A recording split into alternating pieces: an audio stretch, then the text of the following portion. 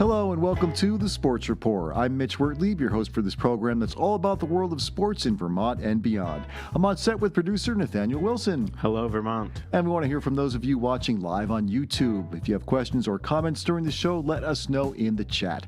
And for those of you listening via radio or podcast, we encourage you to check out our live stream each Monday at 2 p.m. on the Sports Rapport YouTube channel. Today on our show, my NBC5 weekday sports anchor Jack Main joins us to talk March Madness brackets.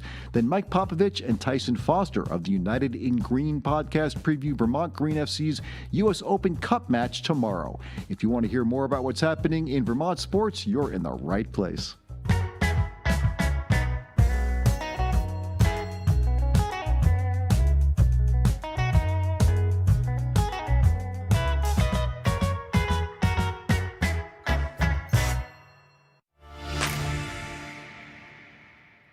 And it's time for the High Five, the weekly segment where we count down 5 of the biggest stories in the week from Vermont sports. And starting at number 5, the St. Michael's College men's and women's basketball teams both wrapped up their seasons over the weekend in the NCAA East Regional Championship. The men fell to Daemen University 85-62 in the semifinal, while the women lost to Southern Connecticut State 56-49 in the quarters. This was the women's team's first time playing in the D2 NCAA tournament. They finished their season with 15 wins and 14 losses. At number 4, Vermont skier Spencer Wood wrapped up his third and final Paralympic Games last week in Milan Cortina. Wood competed in 5 events, and his best finish came in the para-alpine skiing men's combined, where he took 8th place. Wood told the Sports Report that he planned on retiring following the Games, and we congratulate him on an excellent career. In at number 3, Harwood Union defeated U32 in double overtime 4-3 on a goal by Milo Lavitt to win the D2 Boys State Hockey Championship, and that's back-to-back titles for Harwood. Congrats as well to the boys team from Rice, who won their 3rd straight D1 title. BFA St. Albans took the girls' D1 championship, and Hartford captured the girls' D2 title. At number 2, Bellows Free Academy upset Rice Memorial High School on Thursday to win the D1 Boys State Basketball Championship. Congratulations to Lamoille, Hazen, and Harwood Union, who were also crowned state champions last week. This win, though, gives Bellows Free their first state title since 1987. And Mitch, I have got to ask, what were you up to in 1987? Let's see, probably trying to get a ticket to see the Grateful Dead play at Madison Square Garden. And did you get those tickets? Oh, I got my miracle. And at number 1, the University of Vermont women's basketball team beat the University of Maine 61-43 on Friday to secure the America East Championship. The win books the Catamounts a spot in the NCAA Division I basketball championship tournament for a 2nd consecutive year. And this win, extra special for all of us at Vermont Public. Here's our CEO and UVM super basketball fan, Vijay Singh, to explain why. As soon as I saw it was UVM versus UMaine for the American East Women's Basketball Championship, I reached out to Maine Public CEO Rick Schneider with a friendly wager, a little something to represent the best of our 2 states.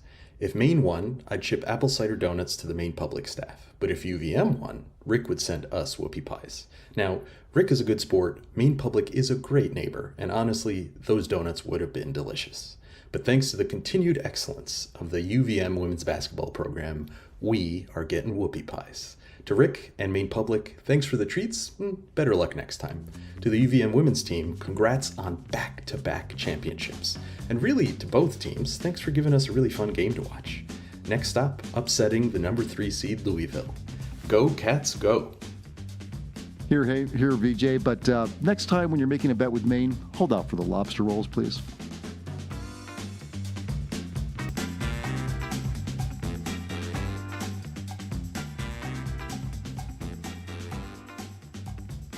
Welcome back to the Sports Report. I'm Mitch Wertlieb, joined on the set now with our producer Nathaniel Wilson and Jack Main of my NBC5. Jack, great to have you back with us. Thanks for having me back on. I'm super excited to be here. I mean, what a time to be talking about Vermont sports. We just wrapped up all these state high school championships, and I kind of want to start there. The big news is this huge upset of BFA beating Rice.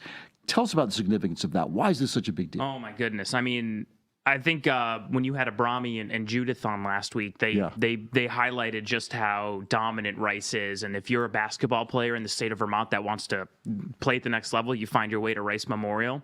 And BFA, like every other public school, they have to dip from the pool of players that are within their community. And so for BFA to put it together in a win-or-go-home situation throughout this postseason, to upset Burlington, to then upset Rice, Burton as well at Patrick Gym. I mean, just an unbelievable run for BFA St. Albans. Ryan Munger, their big 7-foot center, as we like to call him, he is he was able to put 2 and 2 together in the postseason. And I said to a lot of people before the tournament started, if he was able to get it to click for him, BFA could beat anybody, and they showed it. They proved it, and congratulations to BFA St. Albans, because holy smokes, what a win for public schools in Vermont to be able to take down that gauntlet of Rice. Amazing. Yeah, Jack, you were saying how Abrami and Judith last week were highlighting Rice. Even just in our breakdown among the crew after the show, the guys were telling old stories about when they were in high school and seeing Rice on the schedule and just getting frustrated to even have to play those guys. So it's an insanely big deal. I think it was Ronald Reagan was president the last time BFA won states. Yeah. I mean, 1987, you have to go back that far to it. And from what I understand, what BFA did here was they're known as kind of a fast team, despite, as you mentioned, that 7-foot, 6'10", let's call him Ryan Munger, right?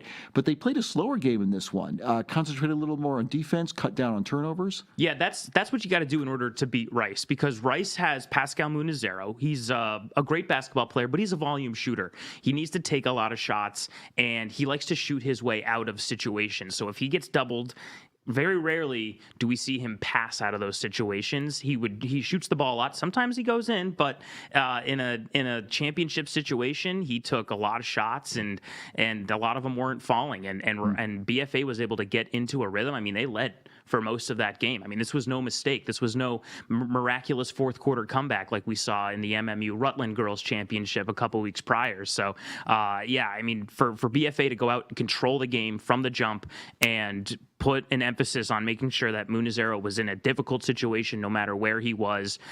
They did everything they needed to. They got great guard play, and Munger. I mean, what can you say about that kid? Just absolutely led his team to dominance, and I'm so happy for BFA St. Albans. I mean, they're probably still just luxuriating in that win, and to do it at Patrick Gym again. I know a lot of teams get their championships there, but that's really special. You're seeing that you're in that college gym where the college kids play, and boy, you're doing it on the biggest stage. Yeah, and at the big court too, right? Like it is a spectacle to go from the high school size courts, the smaller courts, to then have everything be opened up, have bigger driving lanes to be able to get to the hoop and not worry about crashing into a brick wall or a bunch of camera people in my case. Yep. It's for the community of St. Albans and Franklin County to be able to have that championship. BFA struggles in a lot of sports. I mean, they got the girls hockey championship obviously to go along with it, but for that school to be able to get one in the Division I side is huge for that culture and huge for that community. Can we switch gears to hockey for a moment? I think I may have pronounced the game-winning goal scorer for in D2 Milo Lavitt, right? Yeah. So that's 2 wins in a row for Harwood. They go back to back, but double overtime. Oh my gosh! My goodness! I mean, that game started a little bit late. The D2 girls game went a little bit long, so like 7-10 puck drop, and then the game-winning goal was scored at 9:58. It was almost 3 hours of hockey. That's 2 overtimes. There was goals left and right in that game. I mean, who did they play? Now I'm blanking on it all. U32. U32, sure. U32 scored in the first 3 minutes of the game. Harwood responds not 5 minutes later. So it's 1-1 right off the bat. And then U32 takes a 3-1 lead. Harwood battles all the way back.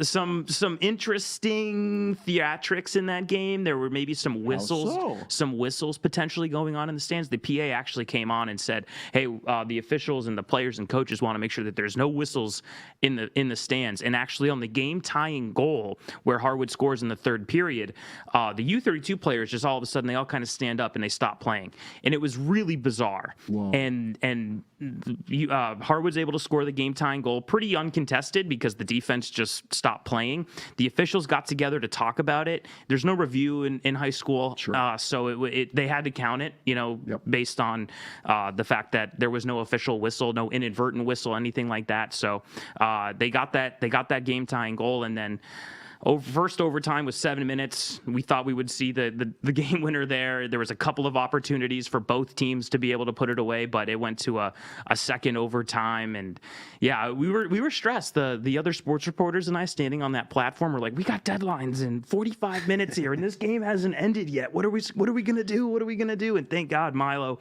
got that shot in. Senior, so proud of him, so proud of that community. Harwood is such a great school, great lacrosse programs, great baseball programs, and for those guys to be able to get that championship for that small community, Mad River Valley, it's so fantastic. And there is nothing like the thrill of overtime hockey. I just have to say it. It is my favorite sport for that very reason. When it gets to that point, do want to make mention, I'm not sure if those whistles that were coming from the crowd were on purpose. You hope not. Let's have some good sportsmanship here, folks, because it can get very confusing for the players on the ice. And, you don't want to say that decided the game. I don't think it did. You were there. This was anybody's game. Yeah, and that's what overtime hockey's all about. A bounce here, a bounce there, Yeah, it was the 1 seed and the 3 seed. This was a great game. This was a great game of two very good Central Vermont hockey programs. They both deserve to be in that position. It's tough that someone has to lose because both of those teams deserve that championship. Same thing for the Hartford boys basketball game against Lamoille. I mean, no one wanted to lose that game. No one should have lost that game. I mean, both those teams played incredibly hard down at the Odd over the weekend. But congrats to Lamoille. Congrats to Harwood, of course, for the hockey championship. Absolutely. We have so much to talk about. I do want to move on to UVM men and women first, though. Is there anything else from the state high school championships that you want to mention that they really kind of caught your eye? Yeah, I mean, like I just said, Lamoille winning the boys D2 basketball championship. Hartford undefeated heading into the Odd, 21-0, and to finish the season 21-1.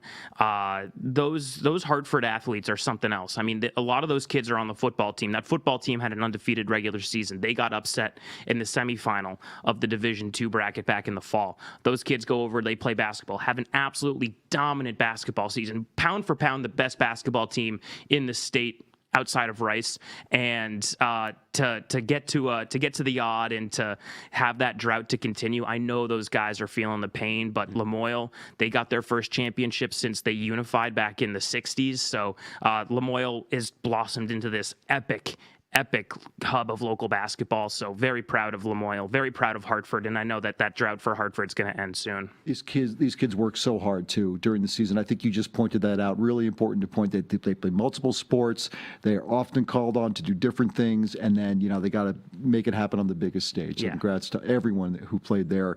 Let's talk about the UVM men's basketball game because they're playing UMBC. They have a long rivalry with this school. The America East Championships on the line. It was kind of close for a while, but then things fell apart for UVM. What happened? Yeah, it just came down to the fact that UVM didn't have the continuity on defense to be able to go on the road and win the championship. They've only won one playoff game on the road under John Becker, and that was when they played Stony Brook in Becker's first season to get to the tournament. Other than that, they've hosted every single postseason game because they've just been so dominant in this conference. Yep. So it was a new experience for them to be able to go on the road and play in that conference championship situation. So I think that it was just a little bit of inexperience on that side. But the defense, it broke down. I mean, Momo Kugwa fouling a 3-point shooter with 2 minutes to go. We were talking right before we went on air about how that's just a backbreaker when you foul a 3-point shooter and they he got a 4-point opportunity, and then the step back three to basically put the game on ice was it was a good season from UVM. They figured it out late to be able to dominate to get to this point in the season, but yeah, I mean, just a couple of plays short this time around, and we'll see what happens in the transfer portal in the offseason for them. Nathaniel, I know you were watching that game too, and you were saying before, it's tough when you're sort of forced into that position where you got to start fouling guys at the end just to get them to the line. That's kind of what happened to UVM. Yeah, right? and I think it's so much more realistic to win a game fouling when you're down 4, you're down 5. And when UVM, they got down 8 after that and one 3-pointer, and then it was 10-11 when they were starting to foul. And so really just not a gap that you're going to be able to make up at the free throw line in like 50 seconds. Better news, though, for the UVM women Catamounts. 2 years in a row now that Alyssa Kresge is taking this team to the NCAA Big Dance. Fantastic win against Maine. What did they do right in that game, Jack? I mean, Nicola Prieta just took the Conference Player of the Year for an absolute ride. Adriana Smith from Maine. I haven't seen that lopsided of a game between Vermont and Maine in my 4 years of covering the UVM women's basketball team. I think a lot of people expected it to be closer. I actually had more faith in the men to go into UMBC and get the win there than I did at the women beating Maine, just because of that X factor of Adriana Smith. And so for Nicola Prieta to step up against the Conference Player of the Year and shut her down enough to it, but she still got her points, she still got her rebounds, but to be able to dominate in that facet on that stage, her last game at Patrick Gym, what an absolute performance, one that we're going to talk about for a long time in UVM women's basketball, that Nicola Prieta game. I mean, it's just absolutely insane, and hopefully she's able to parlay that into some success against Louisville this weekend. Louisville, yes. So they draw the number 3 seed. Yeah. Is that about what you expected?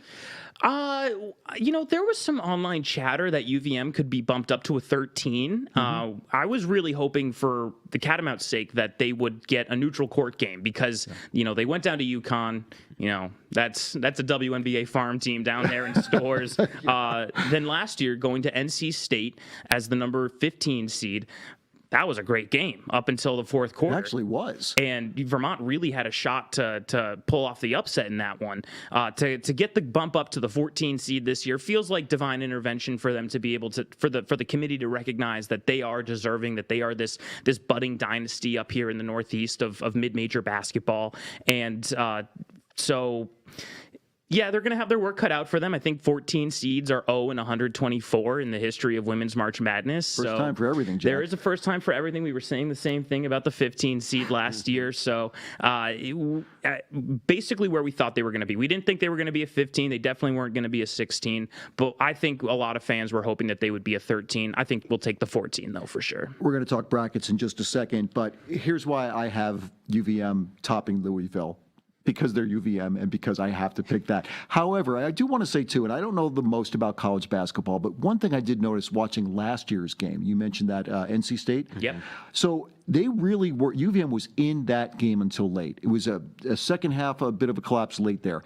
One thing I noticed in that game was that Coach Alyssa Kresge was absolutely in her team's face during the when it was starting to slip away, and I couldn't read lips or whatever, but it seemed to me she was saying, like, you guys are better than this. We are in this thing. Keep going for it. I feel like she's got the fire in her belly. I think she's got her team believing if they can play that well against Louisville and still keep it close, they do have a shot. That's why I'm picking them. They absolutely have a shot. Louisville has not won a national championship under their current head coach. He's going back, 20-something odd years now. Same case as it was with NC State last year. And if Vermont is able to get that starting lineup to really click the way they did against Maine. I mean, Malia Lenz was so good for UVM against Maine. I think Kresge was calling Malia the X factor because you know what you're going to get out of Nicola, you know what you're going to get out of Kira Hansen. Malia really stepped up in that big game for Maine. So if you're able to get production from Emma Hahn and Malia Lenz to go along with what you're going to get from Nicola, what you're going to get from Kira, they do have a shot. They really do have a shot. Again, the depth is going to be a question. If obviously the average height on Louisville is going to be much taller than what they have for Vermont, which means if Vermont gets into foul trouble and they got to go deep into that bench, there's a lot of first-year, second-year players that don't have a ton of minutes, period, at any stage of the season. So we'll see what happens with Vermont. If they're able to stay out of foul trouble, that's the key to the game, and they will make this a close one. Their team defense, their speed, their hustle. That's what I'm looking for in keys to possibly winning that game. When we do talk about brackets, I'm assuming you do have UVM in this upset in the first round? Of course. Nathaniel, how about you? I mean, we'll have to see. I think maybe we should just get right into it. I mean, let's take a look at some brackets here. Again, what we did was we decided to highlight sort of the big picks. We're not going to go through every rounder of the team of 64, whatever. As much as the audience would love us. They would love to nitpick on every single pick that we absolutely have here. So where should we start? Should we start with the women's bracket first? I think let's do the women's because Vermont is there, yeah. Okay, so I've got Vermont going all the way to the Elite Eight. Wow. I'm going to tell you that you probably shouldn't follow that. As much as I love the team, I'm just going totally with my heart there. So they are, that's kind of my Cinderella pick, I suppose. I do have Texas falling in this one. I know they're a very good team. That's the team that I have falling, and I think I got UConn going all the way. Is that right? You and me both. Yeah. Okay. All right. So we're on the same page there. Nathaniel, is that UCLA you have going all the way? Who do you have there? No, I have the University of South Carolina. Oh, yes. My bad. I couldn't see it from here with these glasses. But yes. Okay. South Carolina. Fair enough. Jack, what do you think of these picks? Just glancing them over here. I mean, they're all good picks. In the women's bracket, my girlfriend is here. She covers women's sports a lot for Yahoo. She says that, the women's bracket's always chalk. Mm-hmm. It usually is, the 1 seed, 2 seed that gets down to it. I mean, Dawn Staley, South Carolina, yep. Gino Auriemma, UConn. You really can't go wrong. I mean, it's a who's who of these power conference teams that we think could definitely pull out another championship. For UConn, it would be back-to-back, and for South Carolina, it would be reestablishing the dynasty that they have within the SEC. I know they fell to Texas in the SEC championship, but I mean, it's tough to bet against Dawn Staley, man. It's really hard. That is true, and I do feel like with the women's tournament each year, the ones you expect to see there are usually the ones that are there at the end. So we'll have to see how that pans out. But you've got to look here at some of the picks if you want to follow that. Don't follow mine. Follow these guys. Yeah, Mitch, you were saying you had Vermont. I see they are your Cinderella pick. You have them in the Elite Eight. Jack, how far did UVM get in your bracket? I got them to the Sweet 16. I forget who I had on the other side of the Vermont Louisville game, but I picked an upset there as well. So if it could be like a 13-16 game in the or a 13-14 game in the round of 32, that's a who's who. That's a toss up. Yeah, that is a toss up for sure. Hedging bets there, I think, is what you're doing. Let's turn to the men's bracket now. And again, I fill out a bracket every year. I have never come close. Not even close to winning. So take this all with a grain of salt. But I've got going all the way this year, it's the Gonzaga Bulldogs. I love the Bulldogs. I don't know why. I just feel like they're the team that kind of never gets there. This is going to be their year. For a team that's a Cinderella pick, the UCLA Bruins. You know why I'm picking the UCLA Bruins, Jack? Tell me why. And Nathaniel? Because I'm a Boston Bruins fan in hockey. That's how much I know about basketball. I like the Bruins. I'm picking them in UCLA. Your girlfriend who works for Yahoo Sports is telling me they're totally banged up and injured, which I didn't even know. She should really be here talking about this because she knows more about this than I do. But I'm going UCLA for the upset. I like that. I got CBU, California Baptist. It's their first March Madness tournament, and that's a huge sleeper pick. Huge sleeper pick. And when you get the juice like St. Peter's did in 2022, you just never know what can happen in these situations. Gosh, so I'm going to go ahead and roll with CBU as my Cinderella pick. I think if they've got this first time magic going on their side, then why not? Why not make them a Cinderella pick? Nathaniel Wilson, what do you got? I had picked a bunch of upsets, but kind of the further I got into my bracket, the harder it is to keep an upset rolling. Yeah. So my Cinderella was BYU. I don't follow college basketball other than kind of through the lens of the NBA draft, and so I was watching like the results as they were coming in from the SEC tournament and like the weekend that Acuff had for Arkansas, and so I was like, oh, he exploded for 40 something. I think he had 30 and 11 in the championship. I had Arkansas in there for a little bit. Arizona though was my winner, and this was this is labeled as my bracket, but this was Nathaniel plus crew, and I'm wondering if we've got a Mike back there. I know we do. Mike Dunn was really feeling Arizona this year, and I wonder if he was he can pretty adamant about it. Mike, are you with us there in the control room? Yeah. Sorry. Yeah. Hey, go Cats, go. Why? Why though? They send some here. Yes, a friend of mine gave me some inside information. May or may not be a fan, but it's just very similar to how the Super Bowl played out. Just that they're getting hot at exactly the right time, and they look good. They look good going in. Is there anybody else in the control room that thinks that that's crazy? I mean, Arizona is a number one seed. Anything can happen.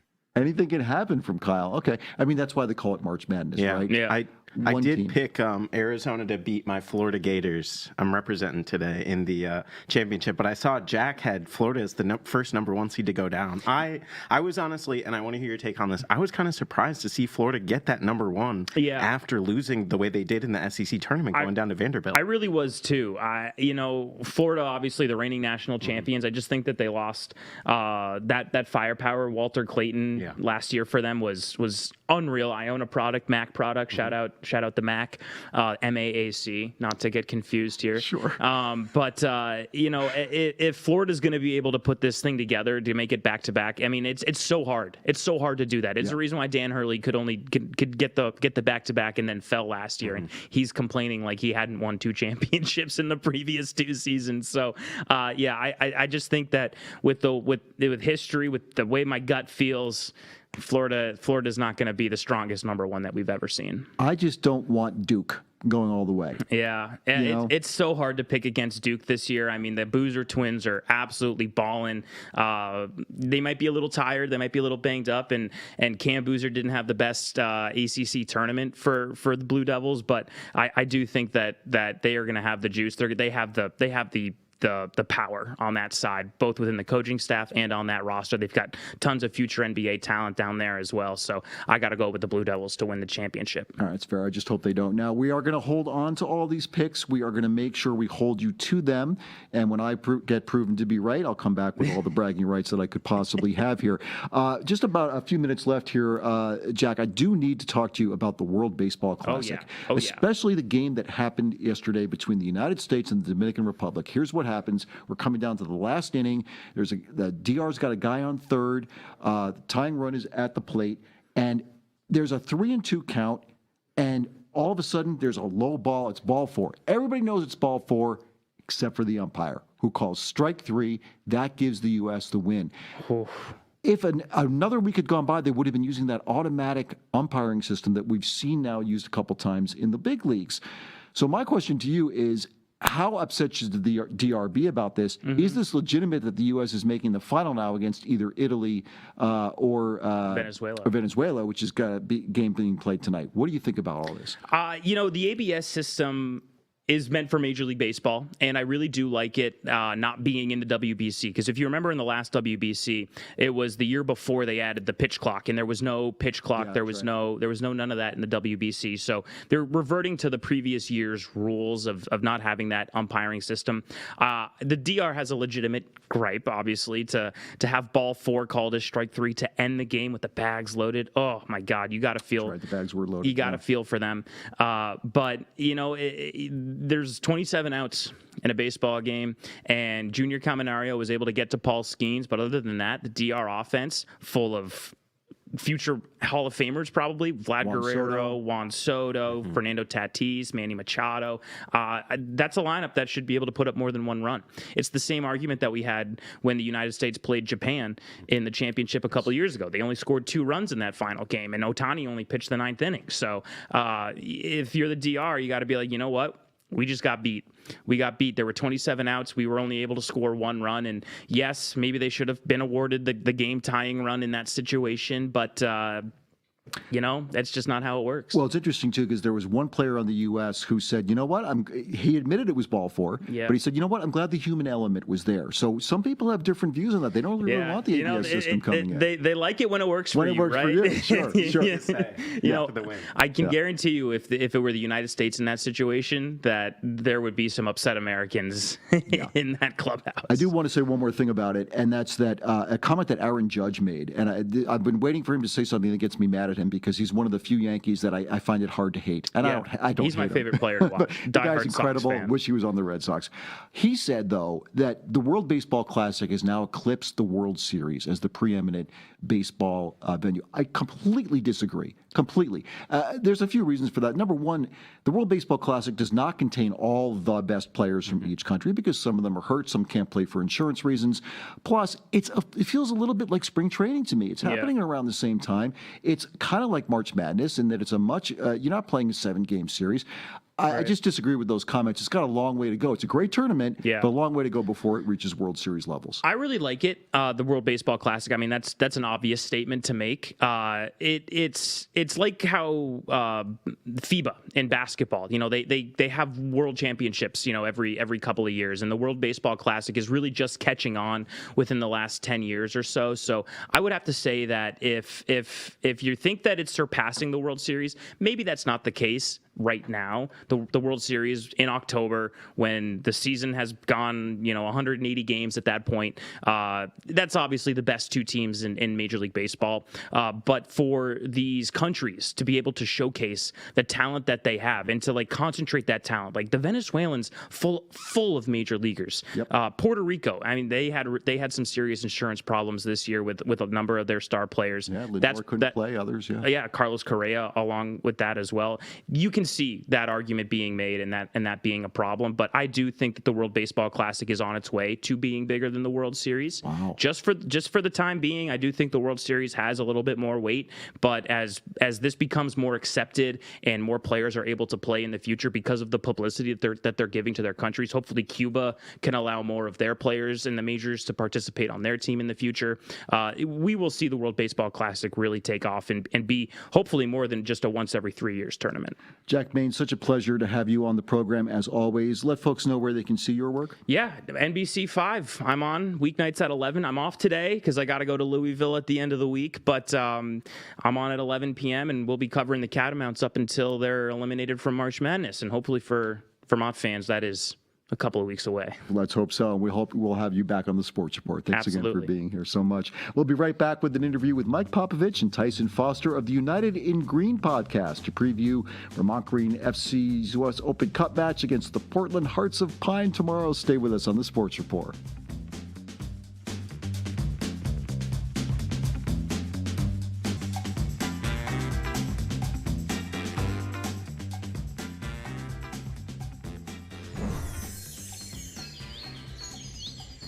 Mike Popovich and Tyson Foster, thank you. I want to start by asking about your superhero origin story for this podcast because pretty cool. How did it all come about? How did you guys meet each other, and how did you decide to start this podcast on everything Vermont Green FC? I guess I can get into that. I started off as doing a Premier League podcast with a couple of friends. It was one of those COVID shutdown projects. We need something to do. Need get out of my wife's hair, get out of my kids' hair. So I started doing a podcast about my favorite Premier League team, and then once the Green were announced, I said, "This is a perfect opportunity." I did want to make sure that it was an absolute positive thing that this was happening. So I went to the first meetup. And met the owners, met Patrick and Ferna, and I asked his permission. I wanted the Godfather's blessing, and he sure enough said, "Yeah, sure, do what you want to do, man. This is your club." Fantastic. So, and it didn't happen immediately. It took the whole season. I wanted to make sure that this club was going to stick around. Right. And no flash in the pan here. You want to make sure it's got legs. Exactly. Joined the supporters group and went to a couple of games, said, "This is amazing." I met a great group of people, and I just said, this has to happen next season. So I just picked a few people that I really connected with, Tyson and our friend Will and our other friend Tyler, who is kind of the de facto leader of the supporters group. And it just kind of started, and we built it, and the technology got better. We got better at our craft. And it started out very small, kind of just recapping games, previewing the next game, talking about some players. And it grew from there to the point where we're at now, where we're doing a full off season of interviews. So, yeah, I heard about that. So Tyson, tell me a little bit more about that. I mean, first you're thinking, okay, we'll do it during the season. Was it sort of audience demand? Were people saying, hey, we want to talk about this more? Or did you guys just say, we are so passionate about this, we want to keep it going right into the off season? I mean, honestly, it's a little bit of both because, I mean, when we're, as Mike said, as we were kind of first starting out, kind of getting our feet wet at the whole podcasting thing, we kind of wanted to keep it to just kind of a game recap, maybe looking at something that's coming up. And then kind of as the games and seasons went on, we kind of got together and we're like, there's a lot more that we could be talking about here. Mike has actually done, especially this offseason, a great job in lining up guests who are, former players, coaches, people who are kind of a part of the game regionally here in Vermont. And, we've also had a couple of, out-of-state journalists who have wanted to, kind of talk to us and kind of expound on the green because people just love this club. They do love this club. And so for anybody who may just be coming to this and saying, okay, what's this all about here? Mike, you mentioned, going to these games. What's the atmosphere like at a Vermont Green FC game for somebody that's never been to one? I think, the best way to describe it is it's a party. It's a party. It's a family-friendly party. We do have our supporters group that sits in the south end of the stands at Virtue Field. Is that the boys? Am I saying that right? Yes. Yeah. Okay. Yeah. And that group was very small in the beginning, and we grew and grew and grew. And as the popularity of the team grew, in the social media that the team puts out, they do a great job of advertising themselves, not just through their mission, but through the way that their players play on the field, the way they look on the field. And it's attractive, right? So when we first kind of started going there, it was probably 15 of us, 20 of us every game. And it grew and grew, and it started out as that party, in the south end of the stands. That's kind of where we just placed ourselves. And then as the team got better, the team got more notoriety, the stands started to fill in all the way down to the end. And by the end of the third season, the entire stands, it's just a big party atmosphere. You bring your family, you bring your friends, you tell your friends about it. It's a big community group where we're all part of the same thing. That's Vermont Green. It's just about being part of one big thing. So as the team grew and as the popularity grew, I have to imagine that your passion grew as well, as did the podcast. And that comes across in it, I would imagine. You must get so excited talking about this team, especially given the fact that they are national champs now. Well, now, yeah. I mean, I don't think it's really changed. It's just, I think that the way we approach the podcast, we have to be true to ourselves, and we have to be true to the craft and to the team themselves, because the team changes, the players change, but the thing that's constant is the community and the green. So. And the social mission, too, for this team. People should know they are very socially conscious. They're trying to be a zero emissions team, something I talked to Patrick Inferno about when the team first started. That mission's still going on. Do you guys talk about that stuff, too? Yeah, and, we do make it a point to really acknowledge that is, kind of a founding core of the team. It's something that they talk about at every single match. At every single match, there is either a halftime speaker or a group of halftime speakers who are part of, different ways that you can try and actively live your life in a more environmentally conscious way. Or, they also have speakers who are part of local unions or who are part of local agencies that help with various different social issues that might be going on within the community. And it's something that, not just the greater Burlington community, but the greater Vermont, population really can get behind. And, something that I think is very important about kind of the timing of when Vermont Green launched was, coming right out of COVID. Yeah. It was people getting out of the isolation that they've been living in for, a couple of years. And it was just a great opportunity for people, like Mike said, to come together in this kind of third space.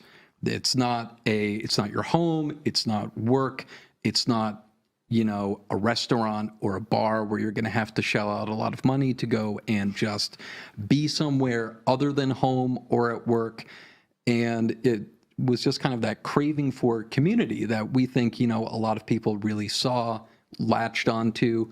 And, that's just kind of something that we try and acknowledge and bring forward when we're doing our podcast, because when the team's not playing, we're still going to be part of that third space that's going and keeping you connected with either something interesting that's going on with the team, with players, or kind of the things that the team stands for. Well, like you said, there's so much going on now beyond what happened during the season. They do win the national championship. Incredible. Everybody knows about that at this point. That came on the heels, of course, the UVM men winning the national championship in D1. I mean, all of a sudden, Vermont is like this soccer haven, which is pretty cool. But talk about some of the stuff you've been talking about on the podcast that's happened since that national championship.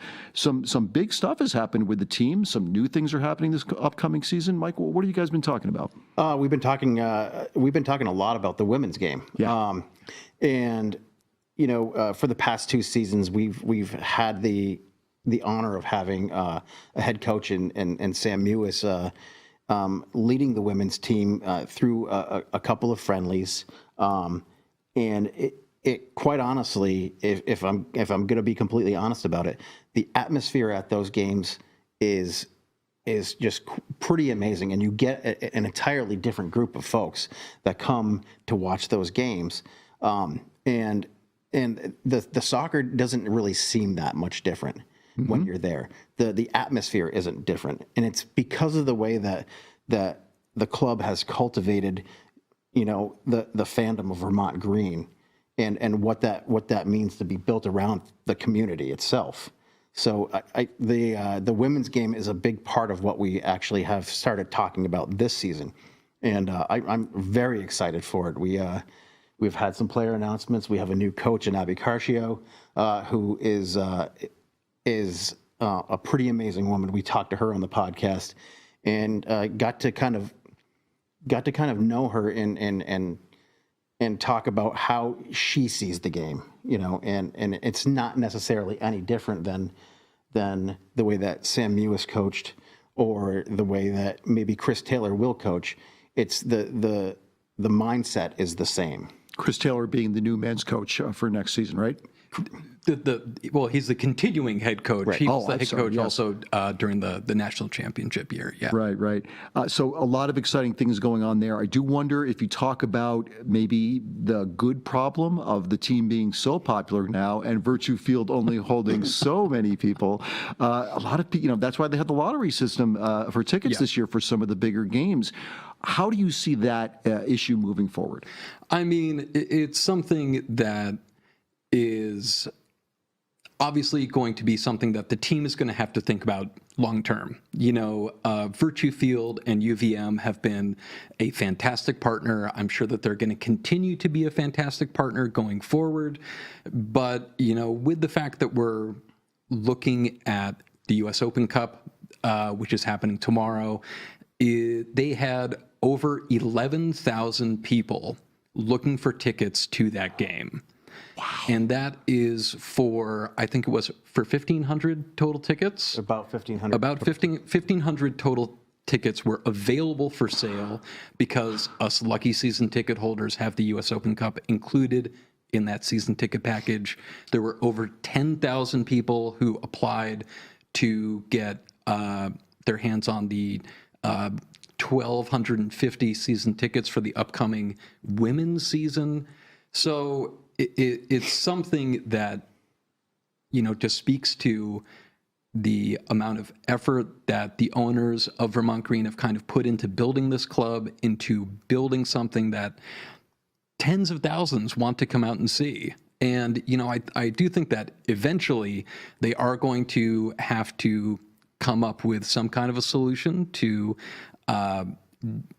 be able to accommodate this many people into a space to be able to watch Vermont Green. But it's a great problem to have. It is a great problem to have. And, you mentioned the U.S. Open Cup. Big deal for this game tomorrow. Oh, yeah. Second time around this has happened for the team, or first time? Second time around. Yeah. The first time was 2 years ago, and we actually got to play Lexington SC out of Kentucky, and they came up and played us in what is going to be similar type weather. Soccer weather. Yes.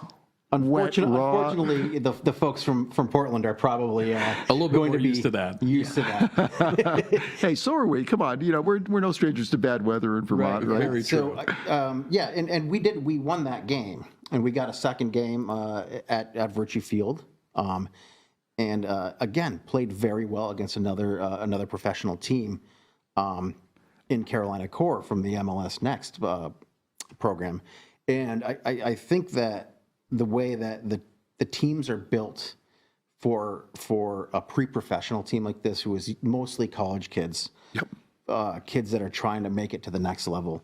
I think that's where the challenges kind of lie for this upcoming game is how do you get those kids here, and how do you get them to get out of their college commitment. Because they're going into their preseason right now, in their spring preseason workouts, and I think that the owners, the founders, have done an amazing job. Adam Pfeiffer has done an amazing job recruiting these players that can come and play, not just for this Open Cup, but for the summer as well. Got to talk about some context here. Again, for people who may not be familiar with how soccer works, and it can be a little confusing, the different tiers and whatnot. Vermont Green FC plays in USL 2. That, like you said, they are a pre-professional league, kind of semi-pro, I guess you could describe it as. But Portland Hearts of Pine, great name, by the way, who they're playing tomorrow, this team from Maine, they are a professional soccer club. They play in USL 1.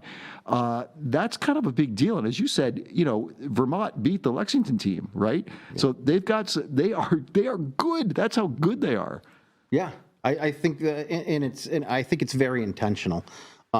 They go out and they search for the best players, and they're able to bring them in and impress upon them the vision that the coaches have, that the club has, and these kids that are coming to play for Vermont are very easily moldable, I guess, impressionable, and they're able to be taught a system quickly because of the way that they have come up through their youth ranks.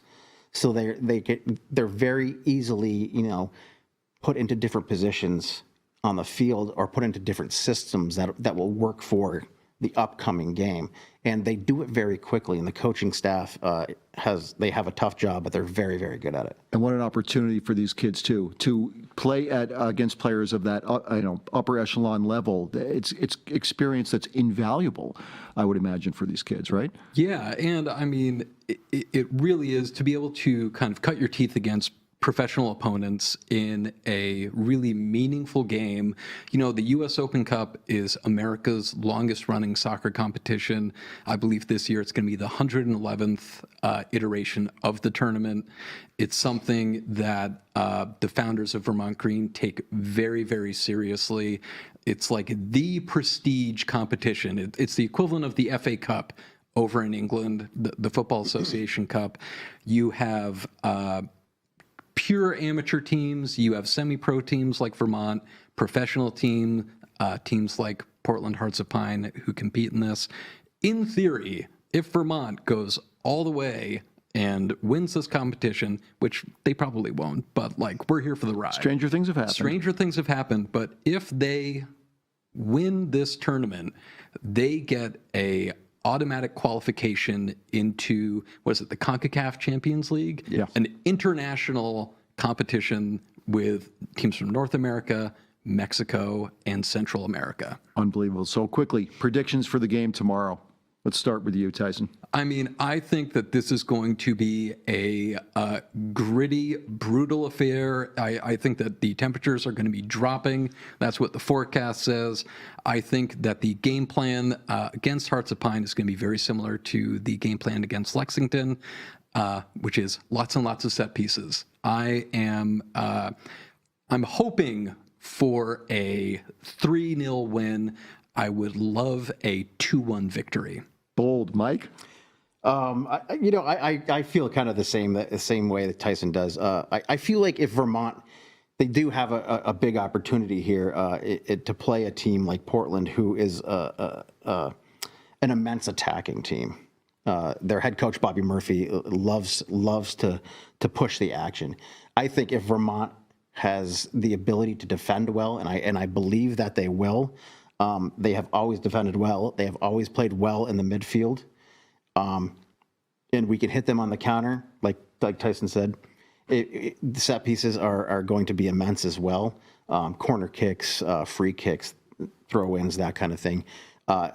It's going to be all about positioning and defense. And I think that if we're able to do that, I think we come away with a 3-1 victory. Well, however it shakes out, I can't wait to hear you guys talk about it on your podcast. Gives folks some details how they can find your podcast and, where they can tune in. Yeah, you can find us on YouTube, United in Green Pod. On YouTube, we live stream every Thursday at 8 p.m., sometimes 7 p.m., depending on our guest, but generally every Thursday. And then you can also find us on Instagram, and on Blue Sky as well.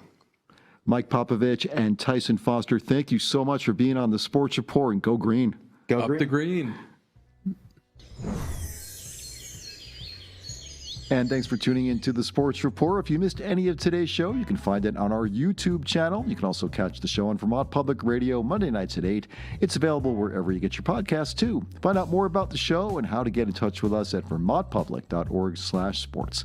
The Sports Report is a production of Vermont Public, produced by Nathaniel Wilson. The technical director is Mike Dunn, with Kyle Abisk on graphics and Joey Palumbo on cameras, and video production assistance from Dave Rice, Brian Stevenson, and David Littlefield. And our audio engineer is Pete English. Footage of high school sports comes courtesy of the NFHS Network. I'm Mitch Wertlieb, your host for this program, all about the world of sports in Vermont and beyond. Thanks for watching.